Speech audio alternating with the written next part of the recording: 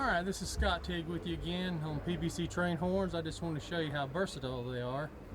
Instead of mounting them on the brackets that I've mounted them on to sell, like a wooden brackets, here's a K3L mounted on a golf cart. As you can see, it's mounted on an L bracket.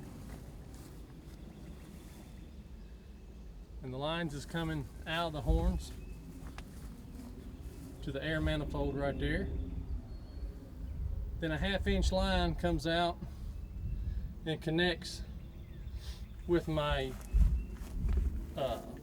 horn valve or ball valve. It's right here. Train horn valve here. You can use the standard ball valve if you want to. That's 5/8 lines coming in. I wouldn't suggest anything a 1/2 inch and higher for your air line. I wouldn't go under a 1/2 inch. And then it comes out into a 11-gallon auxiliary tank. As you see there, I'm running at 140 pounds of pressure. And I'm gonna set this camera up and do a run by for you. See what it sounds like. Set the camera up here.